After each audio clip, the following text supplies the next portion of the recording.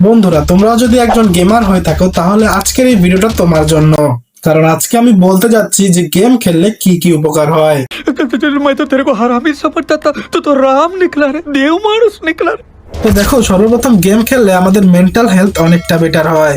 এর পাশাপাশি গেম খেলার মাধ্যমে স্ট্রেস রিলিফ হয়। যদি তুমি প্রতিনিয়ত গেম খেলো তাহলে তোমার প্রবলেম সলভিং স্কিল আরো বেশি বেটার হবে। হ্যাঁ, তুমি ঠিকই শুনেছো, গেম আমাদের প্রবলেম সলভিং স্কিলকে বেটার করে। এর পাশাপাশি তুমি যদি গেম খেলো তাহলে তোমার ডিসিশন মেকিং আরো বেশি বেটার হবে। তুমি আরো তাড়াতাড়ি সিদ্ধান্ত নিতে পারবে, কারণ গেম খেলতে গেলে ফাস্ট ডিসিশন মেকিং অনেক বেশি জরুরি।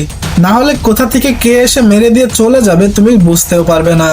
যারা প্রতিনিয়ত গেম খেলে তাদের পেশেন্স সাধারণ মানুষের তুলনায় বেশি হয়ে থাকে। কারণ তুমি যখন গেম খেলো বারবার হারার পরেও তুমি হার মানো না, এটা অনেক ইম্পর্টেন্ট। গেম খেললে মানুষের ফোকাস এবং অ্যাটেনশন অনেক বেশি বাড়ে। আর তাছাড়া যারা অনেক ভালো গেমিং করো তাদের জন্য ই স্পোর্টস তো আছেই, যা বর্তমানে বাংলাদেশে অনেক বেশি উন্নত।